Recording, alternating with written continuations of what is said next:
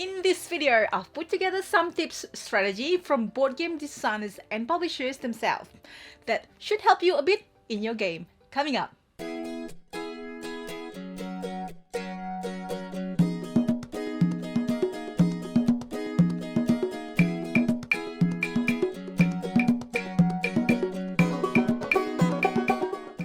Hi everyone, hope you're well. It's Stella from Meeple University. Welcome to my tabletop diary. Hopefully you've seen the other tips video I've done and find them useful. Otherwise, check them out here or check the descriptions in this video. Before I get into it, please write in the comment sections below what you think of these episodes if you like, and if there are games you want to be featured in this strategy series. If we have videos for the games featured here, I will put the links in the description so you can look at our review or how to play or playthrough video. Also, if you like to go to a specific section, I put time index in the description so you can jump ahead. So here are the tips, starting with Maracaibo by the designer Alexander Pfister. Hello everybody, my name is Alexander Pfister and I'm the designer of Maracaibo.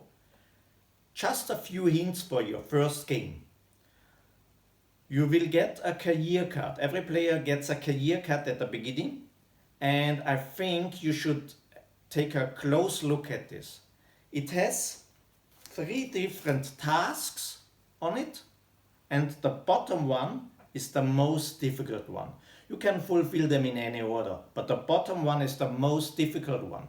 So take a close look at the bottom one because it helps you find a strategy. It's only a few points. You won't lose the game if you don't fulfill your task. But it gives you a help what to do in your first game. For example, if you have to reach the last barrier of the exploration track, try to buy cards which give you points on the exploration deck. Try to hire assistants which let you move on the exploration deck. So looking at your career card helps you to find good cards you should buy.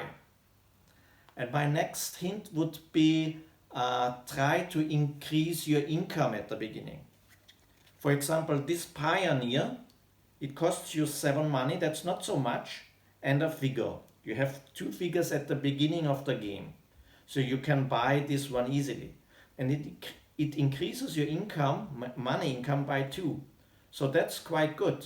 And it increases your money income by another 2 if you have the correct synergy token. So if you buy this card, also try to get the person who gives you the synergy token so that you get another 2 income. So finding synergies between cards is also a very important thing in this game. Yeah. This game is centered around cards, so take a look at the cards, try to get synergies, try to fulfill your career card, buy 1 or 2 assistants or even more if you pursue an assistant strategy, but 1 assistant is usually quite good, and buy an assistant which helps you in your strategy. There's an assistant giving you exploration points, so this is good if you want to go this route. I hope you will enjoy the game, and until later, bye! Hi, I'm here with Isaac, the Isaac of Gloomhaven. How are you today? I'm doing great. That's good. Yeah, a little tired. I stayed up till 4:30 last night Oh, playing Maracaibo. oh, is that good? Yeah, it was good. That's awesome. Yeah, I've got it. I haven't played it yet. yeah. So, It's a long game. I Probably can't wait to shouldn't have play started it. at 11. Probably not. Well, you recover. You have 1 more day, plus a day. Yes, And that's yeah. the essence over. I'll survive. So, I want to ask you some tips for Gloomhaven, Okay. the game that is so great, so beautiful, so awesome. So, please share us the tips, Mr. Designer. Tips to be better at Gloomhaven. So I think a lot of it comes down to when you play those X cards, the ones that are lost, you know, those really big actions. You just want to be, a little more conservative about them. Maybe don't like play 2 or 3 your first round through your cards, because that's really gonna decrease your longevity. Yeah. And then the other thing, again, is just like about conserving cards.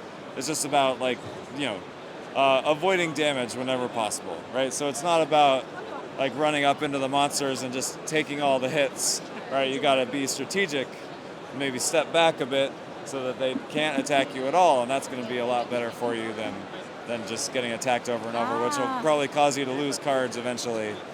So yeah, it's just about being strategic, playing, in a way, paying close attention to what the enemies are doing and then reacting to that, rather than just like, coming up with a plan and sticking to it. Like, you got to be able to adapt. Maybe something like, put a team of warriors that complement each other and then play from the strengths of it, maybe. Because I remember having somebody with the tank. Yeah. And somebody with like a long distance sort of like shooting, and then the tactician. I think it was a 3-player games. And okay. It worked well together with, somebody's healing the other ones and that kind of thing. Well, yeah, you definitely have to work together with your group. You can't just go off and do your own thing. So yeah, definitely, a lot of it is about communication, which is hard, right? Because you don't know what everyone else is doing. Yeah. So you can't talk about the specifics of your cards when you're picking them, but you can still a good idea to communicate with them and say, oh, I really need a heal. If someone can give me a heal, or I can kill that guy over there. If somebody can kill that guy over there, and then they'll both be dead, and we won't take any damage from them. So yeah, communication is key as well. Excellent. So with the story choices, I know no spoiler. Sure. So is there any tips like where you have to choose A or B? Yeah. Like, what's the best option? Is it, do we look at the events previously or what? So part of it is just you have to read my mind. So good luck with that. Very good tips. Thank you. But also just paying close attention to the details of the story. There should be some indication of, if there is a right answer. Oftentimes there's not a right answer, and you get something interesting either way. Yes. So yeah, it's just about following your heart and following my thought process. Some combination of those two, yeah. That's a tricky one.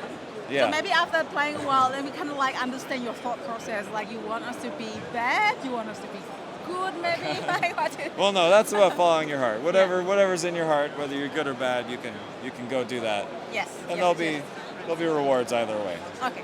So maybe one more question. What sort of combination of kind of like warriors it could be suitable, perhaps, like a team could choose? Or is there anything like that? Well, we don't do any spoilers, so we just have to stick to like the base classes. I think any combination can work. I mean, there are some 2-player parties that are a little rougher, because with only 2 players, you have less opportunity to fill out all the roles you might need to play. So if you have like a scoundrel who's really wants like an ally to be adjacent to her, and your other character is like a spellweaver who wants to stay far back, like that combination might not work as well. But like in a 3 or 4 player game, any combination should work. Yes. Any other tips that you can think of? Just like, help us please in our quest. Well, make sure not to die. Dying is bad. It's bad. Yeah. But it's not the end of the world. Well, sure. Yeah. You just have to do it over again. I don't know. Anything else? Just good communication, I guess. Like, you have to kind of like plan your move. Yeah. Make sure you're playing on the correct difficulty. A lot of people get that wrong. That you take your average level and you divide by 2, right? So you don't just take your average level and that's the difficulty of the scenario. You make sure you divide by 2. Then otherwise it gets very hard very quickly. Fantastic. Well, thank you so much for that tip, Asek. Yeah. And I'll let you, showing off your wonderful things in here and signing a lot of games for people. Okay. And, yeah, we've got metal coins available now. Yeah, if you had Essen. So yeah, that's what we're selling. Yeah. But I will publish this after Essen, so they can't say it. Well, that's fine. They'll be available on the web store. Yeah. Excellent. And then this one as well behind you. Oh yeah. Fragrance. Where is it? Circles. Yeah. Okay. Cool. Well, thank you so much for the tips. Yeah. Okay. You're welcome. Bye. Thank you so much. That's it. Yeah, no problem. Yes. I'm glad I came up with So you're learning how to play Hand of Fate Ordeals, and I'm Michael McIntyre, and I'm here to teach you a few little hints about the game and how to play. So you're playing Hand of Fate Ordeals, and right now you don't really know what you're doing that well, but a couple of little things. One, keep an eye on your food. If you're trying to get enough food to be able to move around the map, you also need to make sure you have enough food to be able to push when you get to combat. Pushing might not sound like much, only one card if you spend a food, and then you take some pain, but it's really important because it'll let you get that little bit of extra, especially if maybe you pick up a shield instead of armor, you'll be taking very little damage. From there, we can look at a few other things you can do. When you're trying to build for your weapons and equipment, make sure you grab them early. The first equipment you can see might not always be the best, but you do take it away from other players. If you have trouble getting weapons or equipment, try to grab some token shards. That way, when someone beats the boss, you can get in on the looting and grab a piece of equipment then. The last thing I would say is really important to try and do is to make sure that you grab encounters, because every encounter has a certain number of uses. Every time you take an encounter away from another player, that's one more opportunity they're missing out on and you're getting. Even if you don't succeed that well, even if you don't kill all the enemies and take some pain, you've stopped them from taking all of the enemies and all of everything. With that, I think you have a few good ideas of what to do with Hand of Fate. So back to the video. Thanks guys. Thanks guys for the tips. Well, hopefully these tips are useful. If you've discovered tips for these board games yourself, please feel free to write in the comment sections below if you like, and watch out for the next episodes. If you enjoyed the video, please help us by hitting the like button. You can also subscribe to us and hit the bell so you'll be notified of our next videos, including the next in the board game strategy series. Check me out on Instagram for my board games journey, and I will see you next time. Thank you so much for watching guys. Have a great day.